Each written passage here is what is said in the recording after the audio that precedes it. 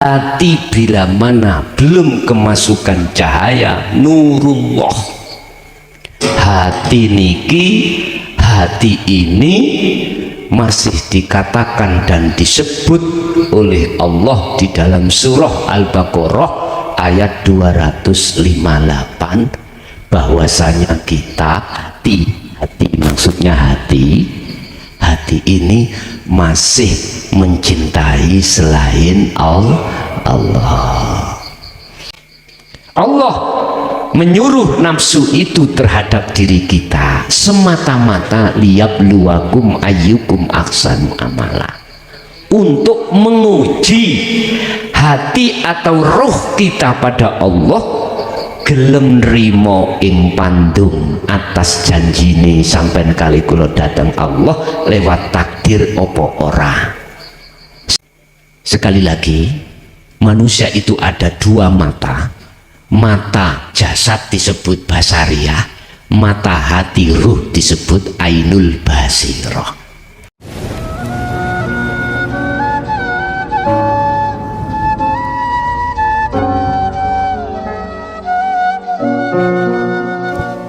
Bapak Ibu, saderengipun tausiah kula sampaiake yang berjudul habis gelap terbitlah terang, gandeng kali acara Maulidin Nabi Muhammad Sallallahu Alaihi Wasallam. Sebelum saderengipun beliau dilahirkan ke dunia, mayoritas seluruh umat manusia hatinya dalam kegelapan. Iki maksudnya priben. Masyarakat mayoritas pada menyembah berhala, reco, patung, lata, uzza dan lain sebagainya. Dan semua itu bila mana kita tarik dari sisi hakikat, itu semuanya tembung isaroh dan kinayah yang mempunyai pengertian bahwasanya hati bila mana belum kemasukan cahaya nurullah, hati ini masih dikatakan dan disebut oleh Allah di dalam surah Al-Baqarah ayat 258 bahwasanya kita hati maksudnya hati ini masih mencintai selain Allah. Lah tekane Kanjeng Rasul dilahirkan Allah, diturunkan ke dunia itu adalah minadz zulumati ilan nur, membawa kabar api bagus, memberi penerangan dunia ini yang asalnya gelap gulita. Manusia tidak tahu hukum. Ketika Rasulullah ini datang, manusia dibimbing di dalam hukum, akhirnya mengerti mana barang sing batil, mana barang yang hak, mana yang dilarang Allah, mana yang diperintah Gusti Allah.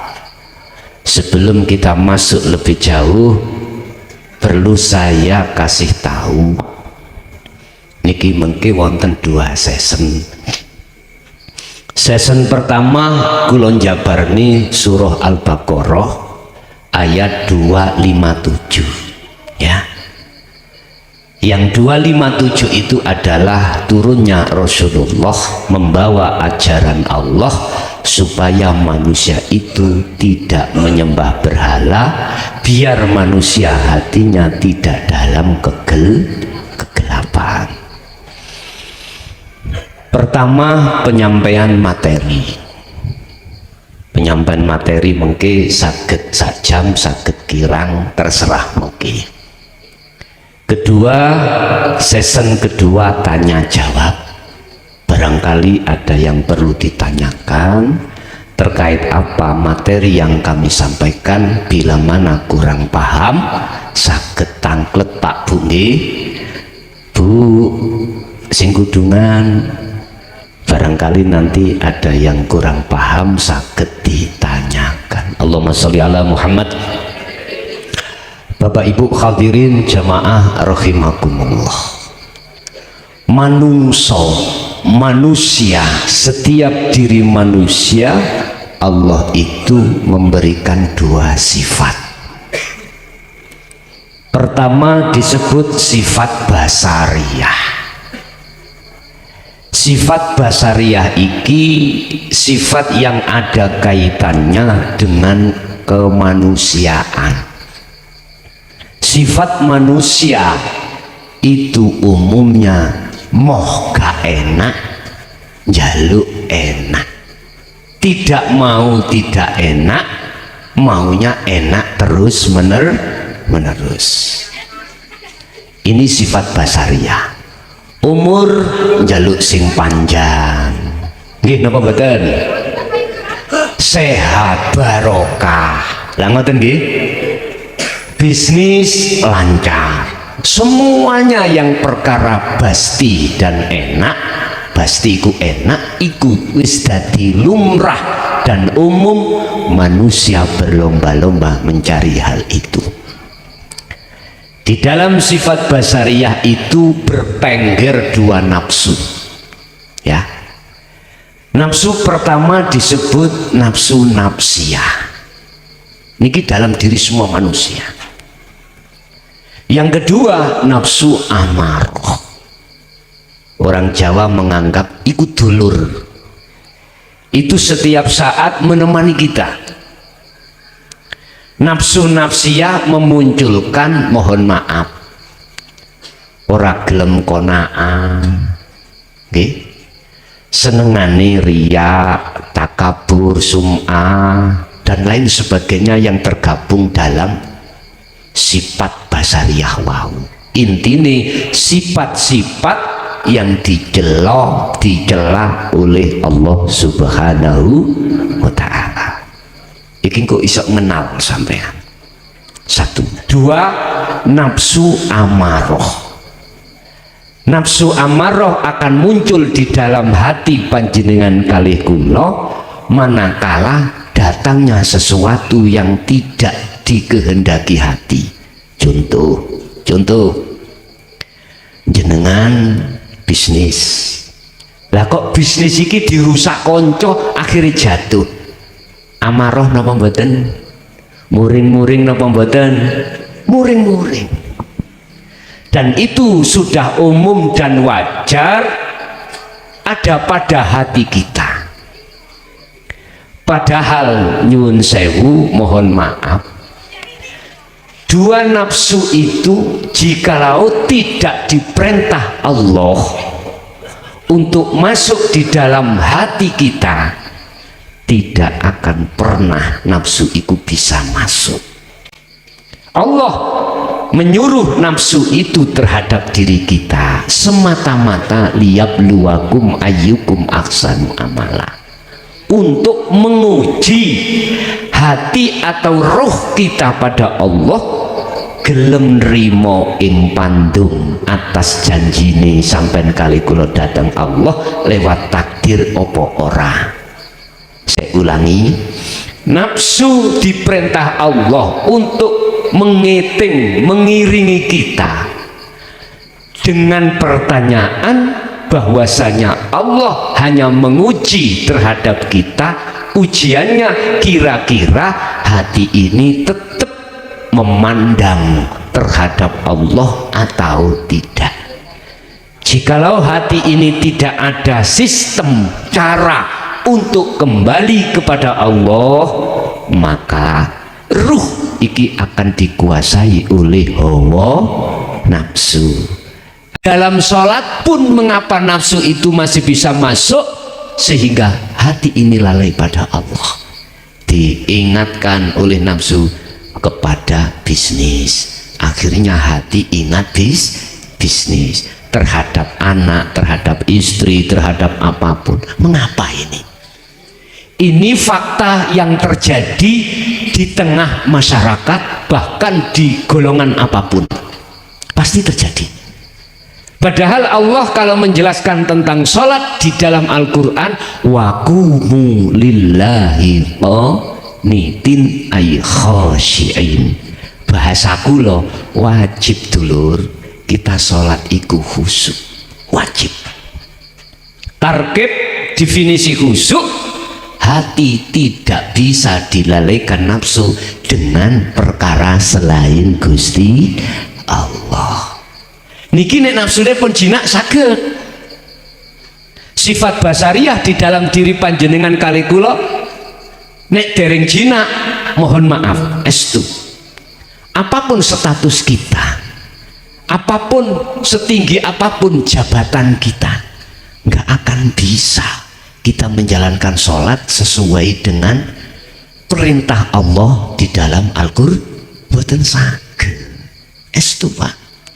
Walaupun kita sudah umur 60, 70, 80 tetap nggak bisa. Nah terus bagaimana kunci daripada nafsu itu bisa jinak? Bapak Ibu hadirin jamaah rahimakumullah, inilah yang dimaksud baginda Rasul dalam muhaddasah. Para sahabat mengatakan tatkala satu hati, jagatnya hati terkuasai oleh nafsu, mohon maaf sekali, mohon maaf, sampai kapanpun kita tidak akan bisa menjalankan sholat sesuai Al-Quran. Yes, koreksi.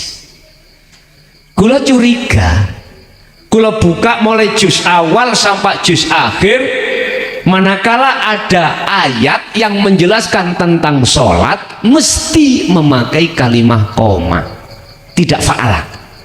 Koma asluhu koma ala waznin fa'ala.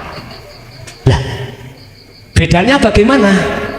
Gini Pak, kalau fa'ala cukup menjalankan secara fisik, hati kita tidak ada perintah untuk menghadap pada Allah.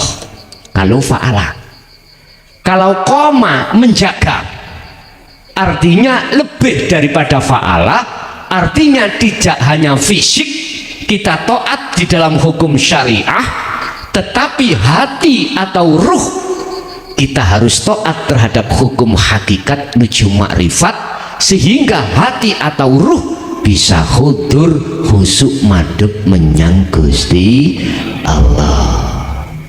Subhanallah. Satu. Dua, tatkala kata Rasul jagatnya hati dikuasai sifat basariah atau nafsu, selama itu hakikatnya hati dalam keadaan gelap. Dikatakan gelap iku peteng, dikatakan peteng, hati itu tidak bisa makrifat pada Allah, nggak bisa. Sebab apa? Khatamallahu ala qulubihim wa ala sam'ihim wa ala absarihim ghishawah. Sebab di dalam hati kita ada semacam hijab atau tutup atau kunci. Sekali lagi, manusia itu ada dua mata. Mata jasad disebut basariah, mata hati ruh disebut ainul basirah. Ainul basariah apabila tertutup oleh sesuatu, maka tidak akan bisa tahu apa yang ada di depan. Iya atau enggak? Betul nggih? Kalau tidak percaya, nanti selekas habis pengajian semua pulang, tolong ditutup semuanya matanya. Kira-kira nyampe di rumah? Nggak mungkin. Begitu juga mata hati, mata ruh yang disebut ainul basirah, tatkala terhijabi oleh sesuatu, tertutup, maka walaupun kita sholat dimanapun kita berada, tidak akan pernah mengerti, tidak akan pernah sadar bahwasannya Allah itu jengleh. Jengleh di sini apa? Bahasa jengleh. Nyata cetha welo. Sebab Allah sampun dawuh di dalam surah Al-Baqarah ayat 115. Walillahil masyriqu wal maghrib fa aina ma tuwallu fa thamma wajhullah. Mulai jagat etan sampai jagat kulon, hundi dimanapun kau berada, di situ ada wajah Allah. Terus mengapa kita tidak tahu, tidak mengerti dan tidak merasa? Satu cuman jawabannya, karena mata hati kita telah tertutupi oleh sesuatu yang disebut masyaallah, yaitu selain Allah, yang Al-Quran menyebut asyahwatu ad-dunyawiyatu, kesenangan duniawi hati. Fi qulubihim maradun fazadahumullahu marada. Tutup itu tidak akan pernah hilang, bahkan tutup itu tambah-tambah. Kalau tutup itu bertambah-tambah tebal, maka semakin gelaplah mata hati atau mata roh. Maka Allah sampai kapanpun kita anggap sebagai perkara sing ghaib, perkara yang tidak jelas. Rasulullah kalau mau muhaddas terhadap para sahabat, kalau hati terhijabi dengan, mohon maaf, terkuasai oleh nafsu dua tadi, maka itulah yang disebut hati yang gelap. Allahumma sholli ala Muhammad. Hati yang gelap, dia akan mengalami satu kegelapan sehingga dia hati, bukan jasad, karakter hati kita, mohon maaf, mesti mengikuti hukumnya nafsu dua tadi. Apa hukumnya nafsu itu tadi? Mengajak hati lalai terhadap Allah. Ayatnya kan gak berhenti di situ. Wa ma ubarri'u nafsi innan nafsa la amratum bisu illa rahima rabbi. Ono nafsu sing dirahmati Allah. Lah ini loh Bapak Ibu yang tergabung di dalam sifat yang kedua, yaitu sifat basiroh.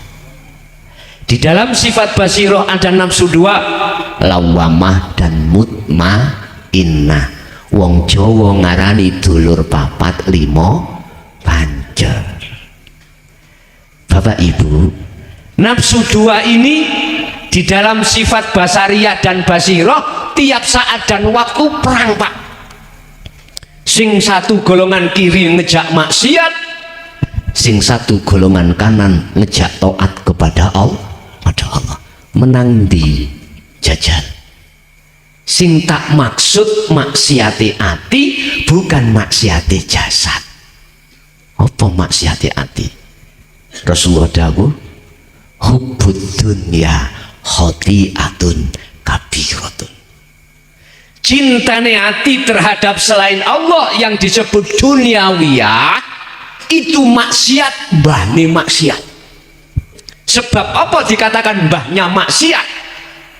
Karena itu yang menjadikan hati akan menyembah selain Allah. Mpun didelok ndugi pandangan syariat. Pandangan syariat dikatakan menyembah selain Allah, jenengan nyembah reca, jenengan nyembah berhala berupa batu. Bukan itu yang ku maksud. Hati atau roh bergendak ria, berkasih kasihan terhadap hubbud dunya. Pandangan kacamata hakikat itu akan menjerumuskan hati ini di dalam syirik khafi atau syirik yang paling halus. Tatkala hati masuk di dalam perangkapnya nafsu koyok niki seperti ini, Rasulullah mengatakan itu berarti hati yang gelap.